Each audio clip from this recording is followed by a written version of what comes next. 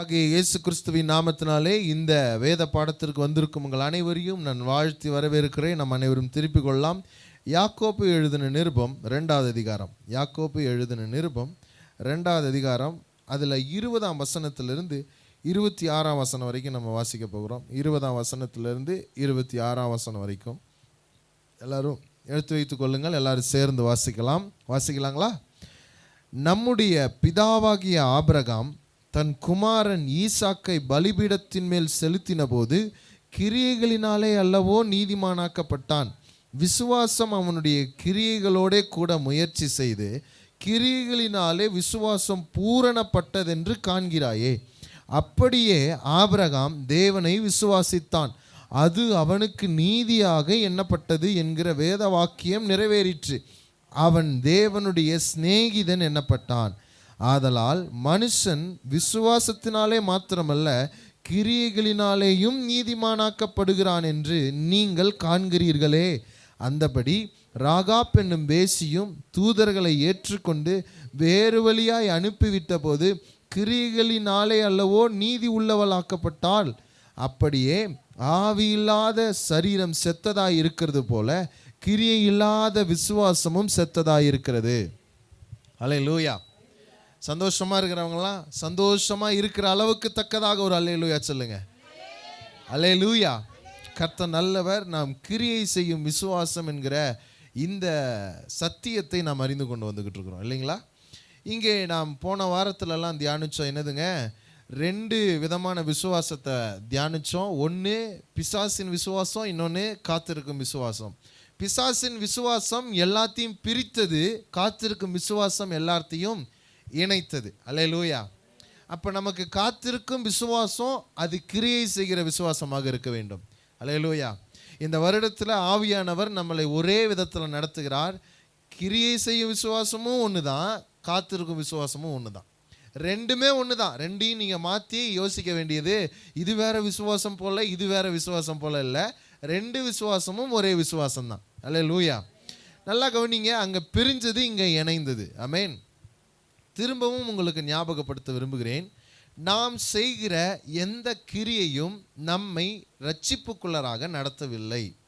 நாம் செய்கிற எந்த கிரியையும் நம்மை இரட்சிப்புக்குள்ளராக நடத்தவில்லை. எத்தனை பேர் புரிஞ்சுக்கிறீங்க? அல்லேலூயா. நாம் இப்பொழுது செய்து கொண்டிருக்கிற எந்த கிரியையும் கூட நம்மை ரட்சிக்கப்பட செய்யவில்லை. இருக்கிறீங்களா? அல்லேலூயா. ஆனால் நம்ம ரட்சிக்கப்பட்டதற்கான நோக்கமே என்னதுனாக்க நாம் இப்படிப்பட்ட நற்கிரியைகளை செய்ய வேண்டும் என்பதற்கு தான். இப்பொழுது நாம் செய்து வருகிற நற்கிரியைகள் எல்லாமே நாம் ரட்சிக்கப்பட்டதனுடைய நோக்கம். எத்தனை பேர் புரிஞ்சுக்கிறீங்க? நீங்கள் இன்னொருவருக்காக கரிசனை உள்ளவர்களாக ஜெபிப்பது, நீங்கள் இன்னொருவருக்காக பரிந்து பேசி ஜெபிப்பது, இன்னொருவர் மேலே அக்கறை கொள்வது, இது எல்லாமே எதை காட்டுகிறது என்றால் நீங்கள் ரட்சிக்கப்பட்டிருக்கிறீர்கள் என்பதை வெளிப்படுத்துகிறது. எத்தனை பேர் வழங்கிக்கிறீங்க? நீங்கள் ரட்சிக்கப்படலைனாக்க எப்படி ஜெபம் பண்ணியிருந்திருப்பீங்க? நான் நல்லா இருக்கணும், என் குடும்பம் நல்லா இருக்கணும், என் சொந்தக்காரங்கன்றது கூட வராது. எது வரையும் நின்றுனாக்க நான் நல்லா இருக்கணும், என் குடும்பம் நல்லா இருக்கணும். ஆண்டவரே நான் நல்லா இருக்கணும், என் குடும்பம் நல்லா இருக்கணும், என் வேலை நல்லா இருக்கணும், அவ்வளோதான்.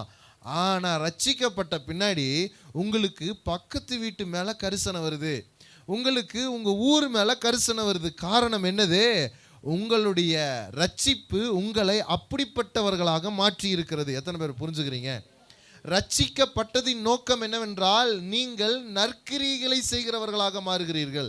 இந்த உலகத்தில் செய்கிற நற்கிரியைகளை போலல்ல, நீங்கள் வித்தியாசம் உள்ளவர்களாக நற்கிரியைகளை செய்கிறீர்கள். எத்தனை பேர் புரிஞ்சுக்கிறீங்க? அல்லேலூயா. அல்லேலூயா. கிரியை செய்கிறதுனுடைய பலனை தான் நம்ம போன வாரம் கவனித்தோம். கிரியை செய்கிறதுனுடைய பலன் என்னதுங்க? பிரிந்து போனது ஒன்று ஆகிறது. இதுதான் கிரியை செய்யும் விசுவாசத்தினுடைய பலன். அல்லேலூயா. நான் கிரியை செய்யும் விசுவாசத்தை உடையவனாக இருக்கிறேங்க, அதனால் எனக்கு என்ன நடக்கும் அப்படின்ற கேள்வி இருக்குதா இல்லைங்களா? கிரியை செய்யும் விசுவாசம் இருக்குது, அதனால் எனக்கு என்ன பயன், என்ன பலன் அப்படின்னாக்க அது என்னது தெரியுங்களா? பிரிந்து போனதெல்லாம் ஒன்றாகிறது. இது முதலாவது நடக்கிற ஒரு சம்பவம், முதலாவது நடக்கிற ஒரு பலன், நம்முடைய வாழ்க்கையில் நாம் பெற்றுக்கொள்கிற பலன். அடுத்தது இதை விட மேலான ஒரு விஷயம் என்னது தெரியுங்களா? இதை விட ஒரு மேலான விஷயம், இதுவே மேலான விஷயம், இதை விட ஒரு மேலான விஷயம் என்னதுனாக்க, நாம் நீதிமான்கள் ஆக்கப்படுகிறோம். என்னதுங்க? என்ன ஆக்கப்படுகிறோம்? நீதிமான்கள் ஆக்கப்படுகிறோம். நம் தேவன் யாருனாக்க, வேத வசனம் அநேக இடங்களில் சொல்லுகிறது, அவர் நீதிபரர். அல்லேலூயா. அவர் நீதிபரராய் இருக்கிறார். நாம் அவர் நீதிபரராய் இருக்கிறது போல நம்மையும் அவர் நீதிமான்களாக ஆக்கியிருக்கிறார். எதனால? அவருடைய கிருபையினால நாம் ரட்சிக்கப்பட்டதுனால. இருக்கிறீங்களா? அவருடைய கிருபையினால நாம் ரட்சிக்கப்பட்டிருக்கிறோம். நாம் ரட்சிக்கப்பட்டதுனால நீதிமான்கள் ஆயிருக்கிறோம். நாம நீதிமான்கள் அல்ல. எத்தனை பேர் இதை புரிஞ்சுக்கிறீங்க? நாம நீதிமான்கள் அல்ல, நாம் நீதிமான்கள் ஆக்கப்பட்டிருக்கிறோம். நாம ரட்சிக்கப்பட்டவர்களாக வாழல, நாம் ரட்சிக்கப்பட்டவர்களாக ஆக்கப்பட்டிருக்கிறோம். இருக்கிறீங்களா? நாம தேவனுடைய பார்வையில நீதிமான்களாக இருக்க வேண்டும். நாம் தேவனுடைய பார்வையில நீதிமான்களாக இல்லாம தான் இருந்தோம். ஆனால் அவருடைய கிருபை, அவருடைய கிரியை, சிலுவையிலே செய்யப்பட்ட அவருடைய கிரியை நாம் விசுவாசித்ததுனால நமக்கு அந்த ரட்சிப்பு என்கிற மகா பெரிய ஆசீர்வாதம் கிடைச்சது. அந்த ரட்சிப்பு என்கிற ஆசீர்வாதத்தை பெற்றுக்கொண்ட உடனே நமக்கு ஒன்று நடந்திருக்குது. அது என்னன்னாக்க, நாம் நீதிமான்கள் ஆக்கப்பட்டிருக்கிறோம். இருக்கிறவங்களாம் ஒரு ஆமென் சொல்லுங்க. ஹல்லேலூயா, ஹல்லேலூயா. அது எப்படி நடந்திருக்குது அப்படின்னாக்க, நாம் தேவனுடையவர்கள் ஆகி, ரட்சிப்பில் என்ன நடந்திருக்குன்னா, நாம் தேவனுடையவர்களாகி தேவனுக்கு பிரியமானவர்களாகி தேவனுக்கு பிரியமானதை செய்ய ஆரம்பிச்சிட்டோம். இதுதான் ரட்சிப்பில் நடந்திருக்குது. இன்னொரு விதத்தில் சொல்லணும்னா, நாம் கிறிஸ்துவினுடையவர்களாகி கிறிஸ்துவுக்கு பிரியமானவர்களாகி கிறிஸ்துவுக்கு பிரியமானதை செய்கிறவர்களாக ரட்சிக்கப்பட்ட பின்னாடி மாறி இருக்கிறோம். எத்தனை பேர் புரிஞ்சுக்கிறீங்க? இதை பக்கத்தில் இருக்கிறவங்கள பார்த்து சொல்லுங்க, நாம் கிறிஸ்துவினுடையவர்களாகி கிறிஸ்துவினுடைய பிரியமானவர்களாகி கிறிஸ்துவுக்கு பிரியமானதை செய்ய ரட்சிக்கப்பட்டிருக்கிறோம். ஹல்லேலூயா. இந்த செயல்பாடு தான் நீதிமான் என்கிறவர்களுக்குள்ளராக நடக்கிறது. ஹல்லேலூயா. நீங்கள் நீதிமானாக இருக்கிறீர்கள் என்றால் நீங்கள் விசுவாசிப்பீர்கள். எதை விசுவாசிப்பீர்கள்? நான் கிறிஸ்துவுடையவன், நான் கிறிஸ்துவுடைய பிரியமானவன், நான் கிறிஸ்துவுக்கு பிரியமானதை செய்கிறவன் என்பதை விசுவாசிக்கிற நீதிமானாக வாழ்வீர்கள். எத்தனை பேர் புரிஞ்சுக்கிறீங்க? இருக்கிறவங்க மாத்திரம் ஒரு அல்லேலூயா சொல்லுங்க பார்க்கலாம். அல்லேலூயா. நீதிமான்கள் அப்படின்னா என்னதுன்னு யாராவது சொல்ல முடியுங்களா? நீதிமான்கள்னா யாருன்னு? நீதிமான்கள் அப்படின்னா நல்லா கவனிங்க, நீதிமான்கள் என்றால் தேவனுக்கு பிரியமானவர்கள். எப்படிங்க? தேவனுக்கு பிரியமானவர்கள். இங்கே வாசிக்கிறோம் இல்லைங்களா? இங்கே வாசிக்கிற பொழுது கவனிங்க, நம்ம 22வது வசனத்தை வாசிக்கலாம். அப்படியே ஆபிரகாம் தேவனை விசுவாசித்தான், அது அவனுக்கு நீதியாக எண்ணப்பட்டது என்கிற வேத வாக்கியம் நிறைவேறிற்று, அவன் தேவனுடைய சிநேகிதன் எண்ணப்பட்டான். அல்லேலூயா. இப்போ நீதிமான் தேவனுக்கு யாரா இருக்கிறான்னாக்க, தேவனுக்கு சிநேகிதன், தேவனுக்கு பிரியமானவன். ரொம்ப பிடிக்கும் அவங்கள. அல்லேலூயா. எதனால பிடிக்கும்? அவன் நீதிமானா இருக்கிறதுனாலயா? இல்லை, அவன் விசுவாசித்ததுனால. புரிஞ்சுக்கிறீங்களா? அவன் விசுவாசித்ததுனால தான் நீதிமான் ஆக்கப்பட்டான். நீதிமான் ஆக்கப்பட்டதுனால தான் தேவனுக்கு பிரியமாக இருக்கிறான். எத்தனை பேர் விளங்கிக்கிறீங்க? அப்போ நல்லா கவனிங்க, கிரியை செய்யும் விசுவாசம் நம்முடைய வாழ்க்கையில் எதை செயலாற்றும் என்றால், முதலாவது நாம் நீதிமான்களாக வாழ்வோம். அதுக்கடுத்து என்ன நடக்கும் தெரியுங்களா? தேவனுக்கு பிரியமானவர்களாக ஆயிடுவோம். இருக்கிறவங்களாம் ஒரு ஆமென் சொல்லுங்க பார்க்கலாம். அல்லேலூயா, அல்லேலூயா. நாம் தேவனுக்கு பிரியமானவர்களாக இருக்க விரும்புகிறவர்கள் மாத்திரம் ஒரு அல்லேலூயா சொல்லுங்க பார்க்கலாம். நான் என் அப்பாவுக்கு ஒரு நல்ல நண்பனாக சிநேகிதனாக இருக்க வேண்டும் என்கிறவர்கள்லாம் ஒரு உள்ளத்தின் ஆழத்திலிருந்து ஒரு அல்லேலூயா சொல்லுங்க பார்க்கலாம். அல்லேலூயா, அல்லேலூயா.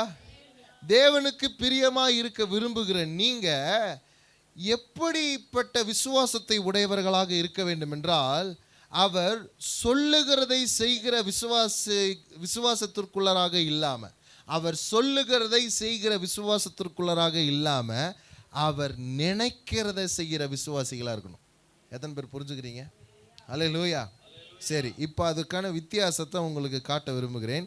ரோமர் 3வது அதிகாரம் 28ஆம் வசனத்தை ஒருவர் வாசிக்கலாம். ரோமருக்கு எழுதின நிருபம் 3வது அதிகாரம் அதில் 28ஆம் வசனத்தை நம்மில் ஒருவர் வாசிக்கலாம்.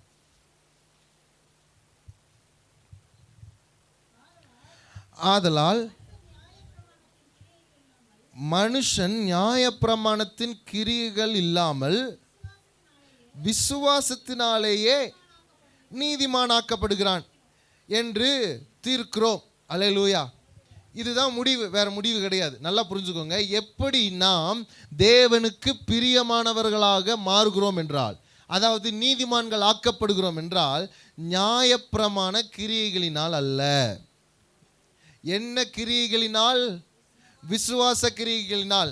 நாம் எதினாலே நீதிமான்கள் ஆக்கப்படுகிறோம்? சத்தமா சொல்லுங்க, சத்தமா சொல்லுங்க, சத்தமா சொல்லுங்க.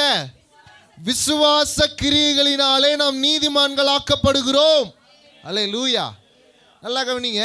அப்ப இன்னொரு கிரியை இருக்குது, அதுக்கு பேர் என்னது? நியாயப்பிரமாண கிரியை. இல்லைங்களா? நியாயப்பிரமாண கிரியைன்னு ஒன்று இருக்கு. அடுத்து என்ன கிரியை இருக்குதுங்க? விசுவாச கிரியைன்னு ஒன்று இருக்கு. எதனால நாம் நீதிமானாக்கப்படுகிறோம்னா விசுவாச கிரியைகளினால தான் நாம் நீதிமானாக்கப்படுகிறோம். இப்போ நியாயப்பிரமாண கிரியை தேவனுக்கு பிரியமானவனாக நீதிமானாக மாற்றுவது கிடையாது. ஏன்னா நியாயப்பிரமாணம் உருவாக்கப்பட்டதே நாம் பாவின்னு ஒத்துக்கணுன்றதுக்கு தான். எத்தனை பேர் புரிஞ்சுக்கிறீங்க? அநேகர் என்ன நினச்சிக்கிறோம்? என்னையன்றி உனக்கு வேறு தேவர்கள் உண்டாயிருக்க வேண்டாம். அல்லேலூயா. என் பெயரை வீணிலே வழங்காதிருப்பாயாக, விபச்சாரம் செய்யாதிருப்பாயாக, உன் தாயையும் தகப்பனையும் கனம் பண்ணுவாயாக. இதெல்லாம் எடுத்து 10 கட்டளை வீட்டில் எழுதி வச்சு இதன்படி நட, இதன்படி நட, இதன்படி நட. அப்போதான் உன்னை தேவனுக்கு பிடிக்கும். உன்னை தேவனுக்கு பிடிக்கணும்னா நீ இந்த 10 கட்டளையின்படி நான் சொல்கிறேன். வாழ்நாள் முழுவதும் நீங்கள் அதன்படி நடந்தாலும் நடக்கவே முடியாது.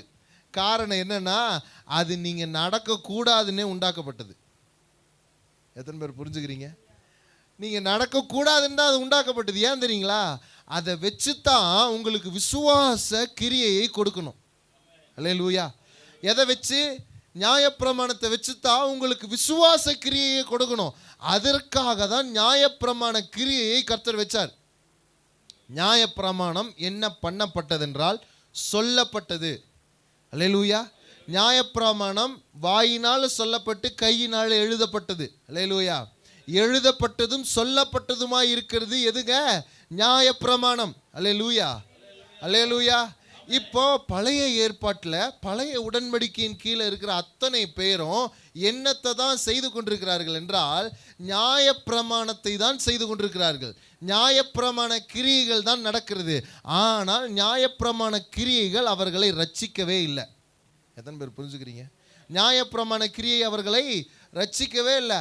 நான் செஞ்சு ரட்சிக்கப்பட்டுருவேன், நான் செஞ்சு பாவத்திலிருந்து விடுதலை ஆயிடுவேன், நான் செஞ்சு சுகத்தை பெற்றுக்கொள்வேன், நான் கிரியை செய்து நான் நீதிமானாக மாற்றப்பட்டுருவேன்னு சொல்லி எவ்வளவு முயற்சி எடுத்தார்களோ அத்தனையிலையும் தோல்வியை தான் கண்டிருக்கிறார்கள். எத்தனை பேர் விளங்கிக்கிறீங்க? அல்லேலூயா. புதிய ஏற்பாட்டில் ஒரு மனுஷன் இருந்தான். அவன் ஐஸ்வர்யம் உள்ள ஒரு வாலிபன்.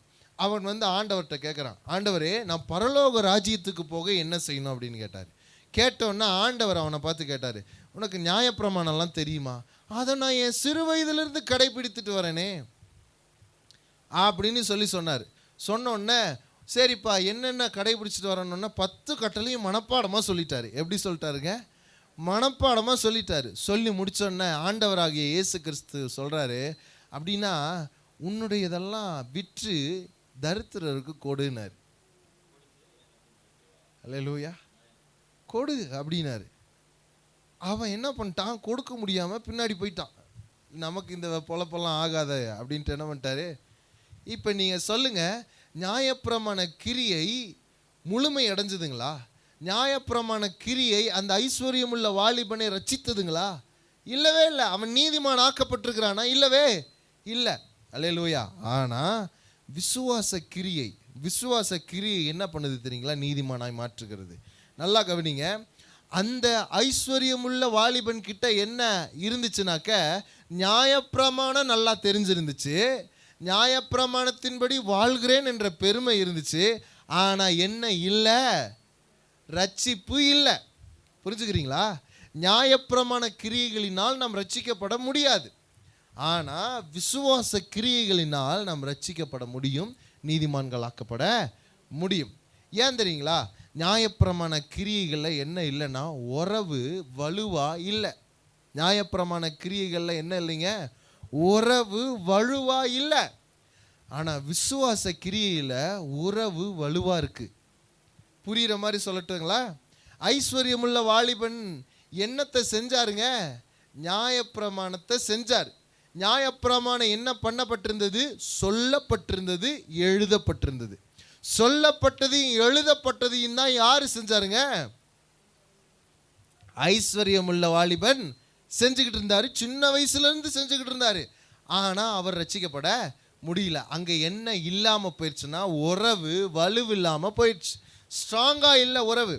இன்னொரு இடத்துல பாருங்க, சகை என்கிற ஒரு மனுஷன், அவனும் பணக்காரன் தான், ஐஸ்வர்யமுள்ள வாலிபனும் பணக்காரன் தான். இப்போ சகேயுவுக்கு நியாயப்பிரமாணத்தை குறித்து அறிவு அதிகமாக இல்லை, ஆனால் இயேசுவை குறித்து தெரிந்து கொள்ளணுன்ற வாஞ்சை மட்டும்தான் இருந்துச்சு. இயேசுவை பார்த்தோன்னே அங்கே ஒரு உறவு உண்டாகிறது. அந்த உறவு என்னன்னாக்க, இவர் என் வீட்டுக்குள்ளே வரணும். எத்தனை பேர் புரிஞ்சுக்கிறீங்க? இவர் என் வீட்டுக்குள்ளே வரணுங்கிற அந்த உறவு உடனே உண்டாயிடுச்சு. அவர் வீட்டுக்குள்ளே வந்த உடனே இயேசு எதையாவது செய்யன்னு சொன்னாருங்களா? எதையாவது பண்ணுன்னு சொன்னாருங்களா? நீ இப்படி பாவம் செஞ்சிருக்கிறேன்னு சொன்னாருங்களா?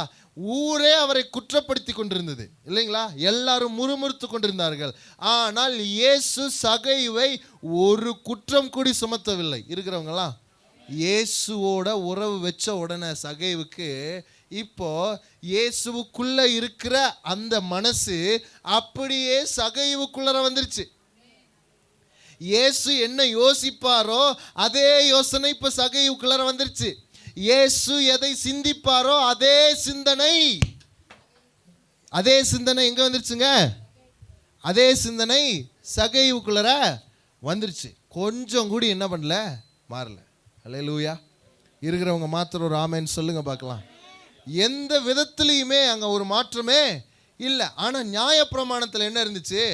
அவர் சொன்னதை மட்டும் செஞ்சுட்டா போதியா, உறவு வேண்டாம். இருக்கிறவங்களா அவர் சொன்னதை செஞ்சுட்டா போதும், உறவு. ஆனா இங்க என்ன வந்துருச்சுங்க? உறவு வந்துருச்சு. எப்படிப்பட்ட உறவு? விசுவாச கிரியையில அவருடைய மனசு சகையோட மனசு, அவருடைய யோசனை சகையோட யோசனை, அவருடைய சிந்தனை சகையோட சிந்தனை. இருக்கிறவங்க மாத்திரம் ஒரு அல்லேலூயா சொல்லுங்க பார்க்கலாம். அல்லேலூயா. இப்போ இயேசு என்ன சொல்லி இருந்திருப்பாரு? எப்பா நீ இந்த மாதிரி பாவம் செய்கிறப்பா, அதனால் என்ன பண்ணிடு, உனக்கு இருக்கிறதெல்லாம் விற்று, அப்படி தானங்க சொல்லியிருந்திருப்பாரு. அப்படி சொல்ல வேண்டிய யோசனை யாருக்குள்ள வந்துருச்சுன்னா சகைவுக்குள்ள. ஏசப்பா இதைத்தான் சொல்லுவார்ன்றது யாருக்கு தெரிஞ்சிருக்குது? அவருடைய யோசனை என்னன்றது யாருக்கு புரிஞ்சிருச்சு? இதுக்கு பேர் தான் விசுவாச கிரியை. அல்லேலூயா, அல்லேலூயா, அல்லேலூயா. ரட்சிக்கப்பட்ட பின்னாடி நாம் செய்கிற நற்கிரியை என்ன தெரியுங்களா? தேவனுடைய நினைவு என்னவோ, இயேசு கிறிஸ்துவனுடைய நினைவு என்னவோ, அந்த நினைவின்படி, அந்த சிந்தனையின்படி, அந்த யோசனையின்படி வாழ்கிற வாழ்க்கைக்கு பெயர் தான் கிரியை செய்யும் விசுவாசம். இருக்கிறவங்களாம் அல்லேலூயா. இப்போ சர்ச்சில் பாஸ்டர் திருடாதே திருடாதே திருடாதேன்னு உசுரை கொடுத்து கத்துறாரு. திருடுறவன் என்ன பண்ணுவான்? திருடிக்கிட்டே தான் இருப்பான். ஏன் தெரியுங்களா? அது பேச்சு, அது எழுத்து. அதனால தான் வேதம் சொல்லுது எழுத்து கொல்லும். அல்லேலூயா. எழுத்து நியாயப்பிரமாணம், ஆனால் ஆவியோ விசுவாச கிரிய. அல்லேலூயா. ஆவி என்ன பண்ணுது? உயிர்ப்பிக்கிறது. புரிஞ்சவங்கலாம் அல்லேலூயா.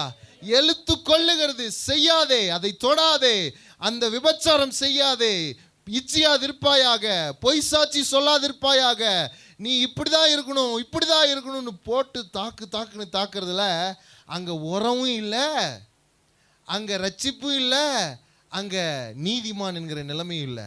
ஆனால் விசுவாச கிரியையில் என்ன நடக்கிறது? அவருடைய மனம் என் மனமாக மாறுது, அவருடைய சிந்தனை என் சிந்தையாக மாறுது, அவருடைய யோசனை என் யோசனையாக மாறுது.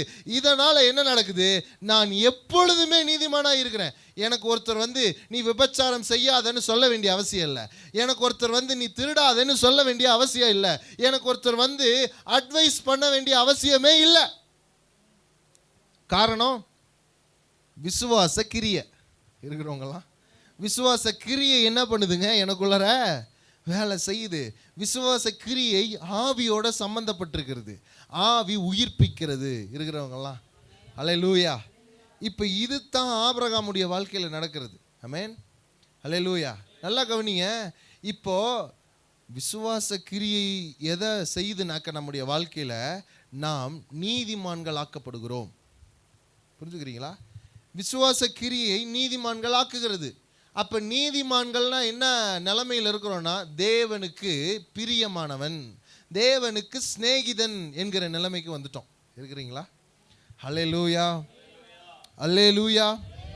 இருக்கிறவங்க மாத்திரம் ஒரு அல்லேலூயா சொல்லுங்க பார்க்கலாம். அல்லேலூயா. இன்னொரு வசனத்தை வாசிக்கலாம். எபிரேயர் 11வது அதிகாரம் 6ஆம் வசனத்தை வாசிக்கலாம். விசுவாசம் எப்பேற்பட்ட நிலைமையில நம்மளை கொண்டு போய் நிறுத்துதுன்னு பாருங்க. விசுவாசம் இல்லாமல் தேவனுக்கு பிரியமாயிருப்பது, அதை எப்படி சொல்லலாங்களா? விசுவாசம் இல்லாமல் யாரும் நீதிமான்கள் ஆக்கப்பட முடியாது. இருக்கிறீங்களா?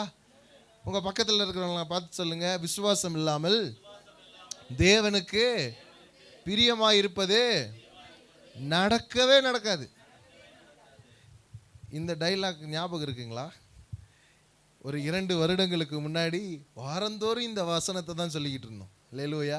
விசுவாசம் இல்லாமல் தேவனுக்கு பிரியமாய் இருப்பது, நீதிமான்களாவது ரட்சிக்கப்படுவது கூடாத காரியம். அல்லேலூயா. நடக்கவே நடக்காதது. ஆமென். ஆண்டவருக்கு பிரியமா இருக்க நீங்க ஜெபம் பண்றீங்களா? நீங்க ஜெபம் பண்ற ஜெபத்தில் அவர் பிரியப்படுறதே இல்லை. நீங்க காணிக்கை கொடுக்குறீங்களா? நீங்கள் காணிக்கை கொடுக்கறதுல கூட அவர் பிரியப்படுறது கிடையாது. நீங்கள் 24 மணி நேரமும் வேதம் வாசிக்கிறீங்களா? அதில் கூட ஆண்டவர் பிரியப்படுறது கிடையாது. நீங்கள் என்ன வேணால் செய்யுங்க, நீங்கள் என்ன வேணால் செய்யுங்க, அதெல்லாமே நியாயப்பிரமாண கிரியைகளில் தான் அட்டாச் ஆகும். என்ன வேணாலும் சரி, உருண்டு பிறண்டாலும் சரி, ஜெபம் பண்ணாலும் சரி, சர்ச்சுக்கு வந்தாலும் சரி, நீங்கள் வேதம் வாசித்தாலும் சரி, இல்லை உங்கள் பக்கத்து வீட்டில் இருக்கிறவங்களுக்காக ஜெபம் பண்ணாலும் சரி, நீங்கள் என்ன கிரியைகள் செஞ்சாலும் அதில் விசுவாசம்னு ஒன்று இல்லைன்னா அந்த கிரியைகள் எல்லாம், அந்த வேலைகள்லாம், நீங்கள் செய்கிற அத்தனையுமே நியாயப்பிரமாண கிரியையோட போயிடும். புரிஞ்சுக்கிறீங்களா? சிலருக்கு ஏன் நம்ம இப்படி சர்ச்சுக்கு வரோம், நம்ம இப்படி ஜெபிக்கிறோம், நம்ம இப்படி வேதம் வாசிக்கிறோம், நம்ம இப்படி இருக்கிறோம், நம்ம இவ்வளவு அவரோட நெருங்கணும்னு நினச்சி இப்படி பண்ணினாக்க கூடி ஏன் எந்த பலனும் இல்லை அப்படின்னா, நாம் செய்கிற அந்த கிரியைகள் எல்லாமே நியாயப்பிரமாண கிரியைகள் போல தான் இருக்குது. அல்லேலூயா. நாம் செய்கிற அந்த செயல்பாட்டில் என்ன இருக்கணும்னா விசுவாசம் இருக்கணும். இருக்கிறீங்களா? விசுவாசம் இல்லாமல் தேவனிடத்தில் பிரியமாக இருப்பது, விசுவாசம் இல்லாமல் சர்ச்சுக்கு வந்தால் அதில் தேவன் பிரியப்படுவது இல்லை. விசுவாசம் இல்லாமல் ஜெபித்தால் அதில் தேவன் பிரியப்படுவது இல்லை. விசுவாசம் இல்லாமல் பக்கத்து வீட்டுக்காரருக்காக ஜெபிச்சா அதில் தேவன் பிரியப்படுறது இல்லை. இது இன்னொரு விதத்தில் சொல்லணும்னா, விசுவாசம் இல்லாமல் ஜெபித்தால் அந்த ஜெபத்திற்கு பலன் இல்லை. விசுவாசம் இல்லாமல் வேதத்தை தியானித்தால் அப்படி நீங்க தியானிக்கிற தியானத்திற்கு பலன் இல்லை. எத்தனை பேர் புரிஞ்சுக்கிறீங்க? ஹல்லேலூயா. அப்ப விசுவாசம் அதுல தேவைப்படுகிறது. விசுவாசம் தான் நம்மை தேவனுக்கு பிரியமுள்ளவர்களாக, தேவனுக்கு நீதிமான்களாக நம்மை மாற்றுகிறது. இருக்கிறவங்க மாத்திரம் ஒரு ஆமென் சொல்லுங்களேன். ஹல்லேலூயா. கீழே வாசிங்க பார்க்கலாம். விசுவாசம் இல்லாமல் தேவனுக்கு பிரியமாய் இருப்பது கூடாத காரியம். ஏனென்றால் தேவனிடத்தில் சேருகிறவன் அவர் உண்டென்றும் அவர் தம்மை தேடுகிறவர்களுக்கு பலன் அளிக்கிறவர் என்றும் விசுவாசிக்க வேண்டும். என்னன்னு விசுவாசிக்கணுங்களாமா? அவர் இருக்கிறார்னு விசுவாசிக்கணும். அவரை தேடுகிறவர்களுக்கு பலன் அளிக்கிறார் என்று விசுவாசிக்க வேண்டும். இப்போ நல்லா கவனிங்க. நியாயப்பிரமாண கிரியை என்ன செய்கிறது என்றால், நியாயப்பிரமாணம் செய்ய சொல்றத நம்ம செஞ்சிட்டோம்னாக்க நமக்கு பலன் வந்துடும் நினைக்கிறோம். புரிஞ்சுக்கிறீங்களா? என்னது? உன் தகப்பனையும் உன் தாயையும் கனம் பண்ணுவாயாக. அதை செஞ்சிட்டோம்னா நமக்கு செஞ்சுட்டா போதும்யா, செஞ்சுட்டா போதும். இதுதான் நியாயப்பிரமாண கிரியை. ஜெபம் பண்ணிட்டா இருக்கிறவங்கலாம் ஹல்லேலூயா. என்னை என்று உனக்கு வேற தேவர்கள், அதை செஞ்சுட்டா போதும், நமக்கு பலனே வந்துடும். ஹல்லேலூயா. இது எப்படி இருக்குது தெரியுங்களா? வேலைக்காரங்கள்லாம் வேலையை முடிச்சிட்டா போதும் நமக்கு சம்பளம் வந்துடும். இருக்கிறவங்களாம் வேலை முடிச்சிட்டா போதும் நமக்கு என்ன வந்துடும்? சம்பளம் வந்துடும். நமக்கு என்ன தேவை? சம்பளம் தான் தேவை. இருக்கிறவங்களாம் இது நியாயப்பிரமாண கிரியை. புரிஞ்சுக்கிறீங்களா? ஆனால் விசுவாச கிரியை எப்படி இருக்குன்னா பாருங்க, விசுவாச கிரியை அவரிடத்தில் சேர்ந்து எப்படி வருது பாருங்க. ஆரம்பமே அவரிடத்தில் சேருகிறது. இருக்கிறவங்கெல்லாம் அடுத்து அவர் உண்டென்று விசுவாசிக்கிறது. அடுத்து என்ன பண்ணுகிறதுனா அவரை விசுவாசிக்கிற ஒருவரையும் அவர் கைவிடுகிறது இல்லை என்று நம்புகிறது. இருக்கிறவங்கெல்லாம் ஒரு ஆமென் சொல்லுங்க. அல்லேலூயா. அவரை விசுவாசிக்கிற ஒருத்தரை கூடி அவர் என்ன பண்றது இல்லைங்க, கைவிடுறதே கிடையாது. இருக்கிறவங்க மாத்திரம் ஒரு அல்லேலூயா சொல்லுங்க பார்க்கலாம். அல்லேலூயா. அவரை விசுவாசிக்கிற ஒருத்தரையும் அவர் கைவிடுறது இல்லைன்னு விசுவாசிக்குதுங்களா? அல்லேலூயா. இப்போ அந்த நியாயப்பிரமாண கிரியைன்னு சொன்ன இல்லைங்களா, அது எப்படி இருக்குது? சொன்னதை செஞ்சுட்டா நமக்கு பலனு. அதில் என்ன இல்லைங்க, உறவு இல்லவே இல்லை. புரிஞ்சுக்கிறீங்களா? சொன்னதை செய்யணும் அப்படின்னாக்கா அதில் உறவு இருக்குதுங்களா? இல்லை. ஆனால் இங்கே விசுவாச கிரியை என்ன செய்யுது? அவர் எப்படிப்பட்டவர் என்பதை விசுவாசம் சொல்லுது. அல்லேலூயா. எப்படி சொல்லுது? அவர் இருக்கிறாரு. அவர் இருக்கிறாருன்னு அவர் சொல்லலை. புரிஞ்சுக்கிறீங்களா? அவர் இருக்கிறாருன்னு அவர் சொல்லலை, அவரிடத்துல சேர்ந்துருது. அவர் இருக்கிறாருன்னு சொல்லுது விசுவாசம். அடுத்து இன்னொன்று சொல்லுது. அது என்னதுனாக்க அவரை நம்புறவங்கள அவர் கைவிடுறதே இல்லைன்னு சொல்லுது. இது நியாயப்பிரமாண கிரியை சொல்றது இல்லை. அவர் இருந்தாலும் சரி இல்லைனாலும் சரி, நான் இது அவர் சொன்னதை செஞ்சுட்டேன்னா போதும். புரிஞ்சுக்கிறீங்களா? அவர் இருந்தாலும் சரி இல்லைனாலும் சரி, அவர் சொன்னதை செஞ்சுட்டேன்னா எனக்கு போதும். ஆனால் விசுவாச கிரியை என்ன சொல்லுதுனாக்க எனக்கு அவர் முக்கியம். இருக்கிறவங்கலாம் அவர் முக்கியம். அவர் இருக்கிறாரு. அவரை நம்புறவங்களை யாரா இருந்தாலும் சரி அவர்களை கைவிட மாட்டார். அல்லேலூயா. நியாயப்பிரமாண கிரியையை செய்தாலும் சரி செய்யலானாலும் சரி, அவரை நம்புகிறவர்களை அவர் கைவிடவே மாட்டார். அல்லேலூயா. அல்லேலூயா. நம்புகிறவர்கள் யாரா இருந்தாலும் சரி, அது ஒரு சகைவா இருந்தாலும் சரி. சகையும் நியாயப்பிரமாண கிரியையின்படி வாழாத ஒரு மனுஷன், ஆனால் அவர் இயேசுவை நம்பினபடியினால் அவரை சகைவை இயேசு கைவிடவே இல்லை. இருக்கிறவங்க மாத்திரம் ஆமென் சொல்லுங்க பார்க்கலாம். அல்லேலூயா. அல்லேலூயா. அப்போ நமக்கும் அவருக்கும் இருக்கிற உறவு என்ன ஆக வேண்டுங்க? வலுவாக வேண்டும். சரி, இப்போ நான் வேகமாக ஒரு சில காரியங்களை சொல்லி முடிச்சிடுறேன். நல்லா கவனிங்க. இப்போ நியாயப்பிரமாண கிரியையில் என்ன நடக்கிறது இல்லைன்னா நாம் நீதிமான்கள் ஆக்கப்படுறது இல்லை. நமக்கும் அவருக்கும் உறவு உண்டாகிறது இல்லை. அவருடைய மனம் நம்முடைய மனமாக மாறுறது இல்லை. அல்லேலூயா. என்னென்ன நடக்கிறது இல்லைங்க? நாம் நியாயப்பிரமாண கிரியையில் வாழும் பொழுது நாம் நீதிமான்கள் ஆக்கப்படுறது இல்லை. நமக்கும் அவருக்கும் உறவு உண்டாகிறது இல்லை. நமக்கும் அவருக்கும் அவருடைய மனமும் நம்முடைய மனமும் ஒன்றாவது இல்லை. புரிஞ்சுக்கிறீங்களா? ஆனால் விசுவாச கிரியையில் என்ன நடக்குது? நாம் நீதிமான்கள் ஆக்கப்படுகிறோம். நாம் நீதிமான்கள் ஆக்கப்படுகிறோம். நமக்கும் அவருக்கும் உறவு உண்டாகிறது. நமக்கும் அவருக்கும் உறவு உண்டாகிறது. அடுத்து என்ன நடக்குதுங்க? மூணாவதா, அவருடைய மனமும் நம்முடைய மனமும் ஒரே சிந்தையை ஒரே யோசனையை உடையதாக இருக்கிறது. இருக்கிறவங்கெல்லாம் இப்போ உங்களுக்கு எது வேணுன்றீங்க? நியாயப்பிரமாணத்தை செஞ்சு வாழ்ந்துக்கிறீங்களா இல்லை விசுவாச கிரியையில் வாழ்கிறீங்களா?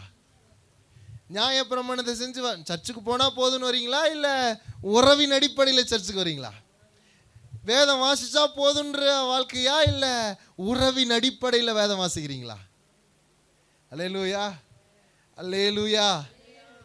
உறவின் அடிப்படையில் போனீங்கன்னா வேதம் உங்களுக்கு இனிமையாக இருக்கும். நியாயப்பிரமாணத்தின் அடிப்படையில் போனீங்கன்னா வேதம் உங்களுக்கு கசப்பாக இருக்கும். இருக்கிறவங்கலாம் எது முக்கியன்றீங்க? உறவு, இனிப்பு, அதுதான் முக்கியம். அல்லேலூயா. எத்தனை பேர் இனிமேல் நீங்கள் ஜெபம் பண்ணாலும் சரி, வேதம் வாசித்தாலும் சரி, ஆராதனைக்கு வந்தாலும் சரி, ஒருத்தரை நேசித்தாலும் சரி, இதையெல்லாம் அவரோடு இருக்கிற உறவின் அடிப்படையில் செய்வேன்றீங்க. உறவின் அடிப்படையில் செய்வேன்றவங்க செய்கிற அளவுக்கு தக்கதாக ஒரு அல்லேலூயா சொல்லுங்க பார்க்கலாம். அல்லேலூயா. இந்த அளவு தான் செய்வீங்களா? கர்த்தர் நல்லவர். சரி, இப்போ இந்த கிரியை செய்யும் விசுவாசம், இந்த விசுவாச கிரியையை நாம் நம்முடைய வாழ்க்கையில் எப்படி நடைமுறைக்கு கொண்டு வருது? இப்போ ஆபிரகாம் எப்படி அதை நடைமுறைக்கு கொண்டு வந்தார்னா சில முயற்சிகளை எடுத்தார்.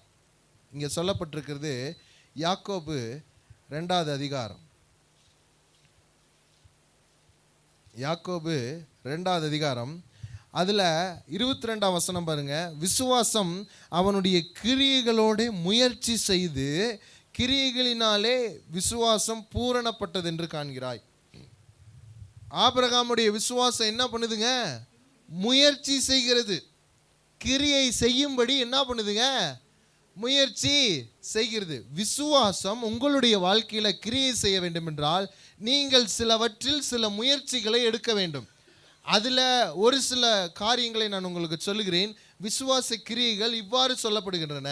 ஒன்று பார்ப்பது, அடுத்து கேட்பது, அடுத்து பேசுவது, அடுத்து நுகர்வது, அடுத்து நடப்பது. இது எல்லாமே என்னதுன்னா விசுவாச கிரியைகள். அல்லேலூயா.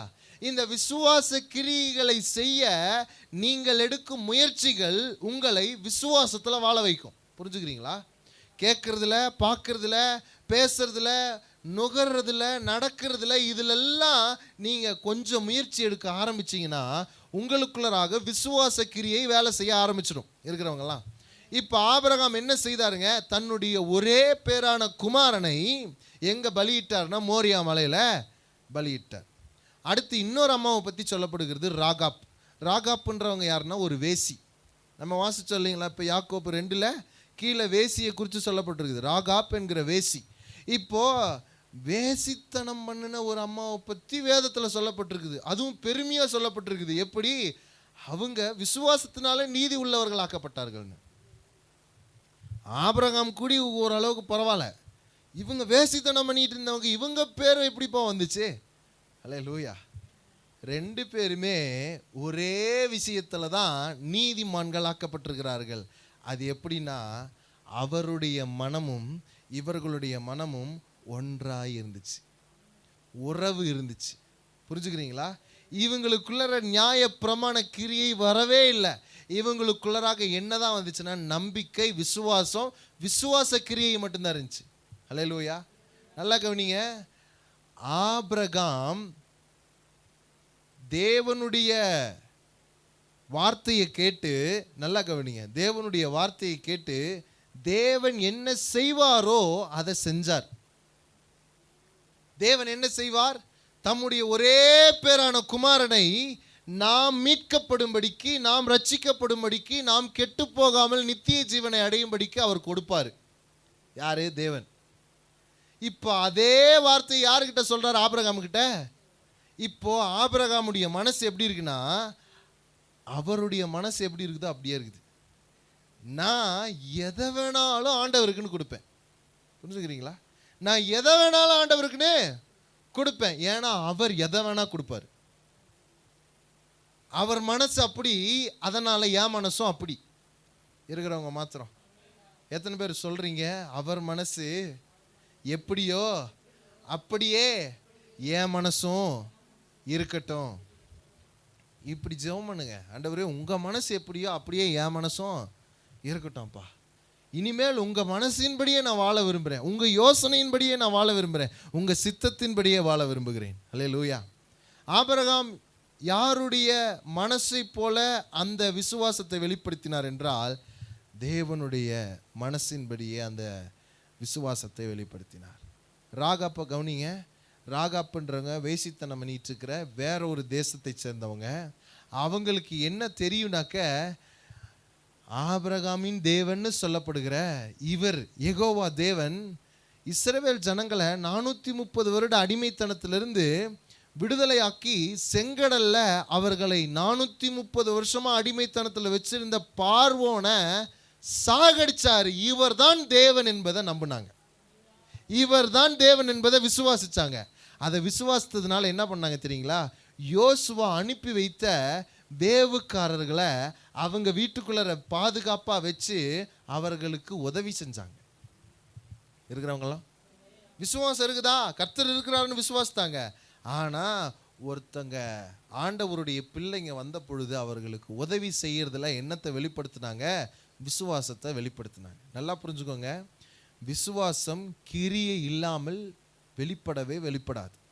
இருக்கிறவங்களாம் இப்போ கடைசி வசனம் சொல்லுகிறது, அப்படியே ஆவி இல்லாத சரீரம் செத்ததா இருக்கிறது போல கிரியை இல்லாத விசுவாசமும் செத்ததா இருக்கிறது. விசுவாசம் என்ன செய்ய வேண்டும் என்றால் கிரியை செய்ய வேண்டும். என்ன கிரியை செய்யணுன்றதை தான் இவ்வளோ நேரம் ஆண்டவர் உங்களோட பேசியிருக்கிறார்.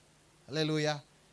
கிரியை செய்யணும். அந்த கிரியை எப்படி நம்முடைய வாழ்க்கையில் நடைமுறைப்படுத்தணும்னா, அவருடைய மனசு என்ன யோசிக்குமோ அதை செய்யணும். சகையுனுடைய வாழ்க்கையில் அவர் என்ன யோசிச்சாரோ அதை செஞ்சார். இதுதான் விசுவாச கிரியை. அவர் என்ன யோசிச்சாரு? இவன் இந்த பாவத்தையெல்லாம் விட்டு மனம் திரும்பி ஏழைகளுக்கு இவனுடைய ஆஸ்தியை கொடுக்கணும். அதை தான் அவர் நினச்சிருப்பாரு. நினச்சதை அப்படியே செய்கிறார் சகேயு. இதுதான் கிரியை செய்யும் விசுவாசம். அல்லேலூயா. எத்தனை பேர் சொல்ல முடியும் அவர் நினைக்கிறதை செய்ய விரும்புகிறேன் என்று? அவர் யோசிக்கிறதை செய்ய விரும்புகிறேன், நான் தேவனுடைய செய்கையாக இருக்க விரும்புகிறேன்னு சொல்கிறவங்க மாத்திரம் சத்தத்தை உயர்த்தி ஒரு அல்லேலூயா சொல்லுங்க பார்க்கலாம். அல்லேலூயா, அல்லேலூயா. கண்களை மூடி ஒரு நிமிஷம் உங்களை அவருடைய சமூகத்தில் அர்ப்பணிக்க முடியுங்களா? அப்பா, என் மனசும் உங்கள் மனசும் ஒன்றா இருக்கட்டும் கர்த்தாவே.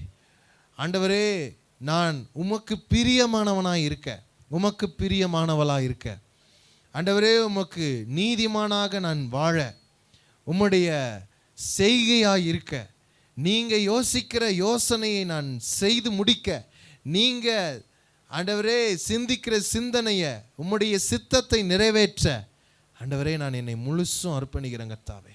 நான் ரட்சிக்கப்பட்டிருக்கிறதே அதற்குத்தான். என்னை நீங்கள் சிலுவையில் ஆண்டவரே நீதிமானாய் மாற்றினீரே, அந்த நீதிமானாய் என்னை மாற்றினதற்கு காரணம் அதற்கு தான் கர்த்தாவே. உம்முடைய செய்கையாக இருக்க விரும்புகிறேன்றவங்க மாத்திரம் உங்கள் வாய்களை திறந்து உள்ளத்தின் ஆழத்திலிருந்து அக்கினி பாசையினால் அவரோட கொஞ்ச நேரம் அப்படியே அவரோட மனசோட உங்கள் மனசோட அவர் மனசு ரெண்டு ஒன்றா இணைகிற நேரம் இது. உள்ளத்தின் ஆழத்திலிருந்து ஒரு நிமிஷம் மாத்திரம் சத்தத்தை உயர்த்தி ராக்கா யாலாக்கா அமந்தர மகதியா பரபலா கடபா இடாக்காலா மதுரபாலா கதியா பரபலா பகடா. இது உங்கள் நேரம் தேவஜனமே. என் மனசு அவர் மனசா மாறட்டும், அவருடைய மனம் என்னுடைய மனமாய் மாறட்டும், உங்க சிந்தனை என் சிந்தையாய் மாறட்டும் கர்த்தாவே, உங்க யோசனை என் யோசனையாய் மாறட்டும் கர்த்தாவே. நீங்க செய்ய நினைக்கிறத செய்கிற பாத்திரமாக நான் என்னை ஒப்பு கொடுக்கிறேன் கர்த்தாவே. ராக்கா யாலாமாக்கா துராபமா நதி அப ரபா லக தர கல கத ரக லக டக தரபா ஓ ஷக்கா யாலாமாக தியபரபல கதுரபல மனமா. ஆபிரகாம் அப்படி அவருடைய யோசனையை செய்ததுனால தேவஜனமே இந்நாள் வரைக்கும் அவர் போற்றப்பட்டு கொண்டிருக்கிறார். விசுவாசத்தின் தந்தை என்று போற்றப்படுகிறார். நியாயப்பிரமாண கிரியைகளினால் அல்ல, விசுவாச கிரியைகளினாலே அவர் இன்றைக்கு வரைக்கும் விசுவாசத்தின் தந்தை என்று போற்றப்படுகிறார். அவருடைய மனசுக்கு உங்களுடைய மனசு வந்துருச்சுன்னா, நீங்க அதற்கு ஒப்பு கொடுத்துட்டீங்கன்னா, உங்க வாயை திறந்து நான் சொல்லுகிறேன், உங்க வாழ்க்கையில இதுவரைக்கும் பலனை பார்க்க முடியாம இருக்கிறீங்களே, அதெல்லாம் நீங்கி பலனை பார்க்க ஆரம்பிப்பீர்கள். உங்கள் ஜபத்திற்கான பலன், உங்கள் வேத வாசிப்பிற்கான பலன், நீங்க ஆலயத்திற்கு வருவதற்கான பலன், உங்க விசுவாசத்திற்கான பலனை, உங்க விசுவாசத்திற்கான பலனை இந்த ஆண்டுல நீங்க பார்ப்பீர்கள். யாக்கா யாமா ஷாக்காயாலா துரபல கதரபா ரேமா மனந்திய ரகலக துரகல கடபல மகதரபா இடக்காய மந்திய லபே ஏ ஷாக்காயாலா துர கலிய துரபல மன மக துரபல கடபா ஏ ரமனந்திய பரபல கதரபா.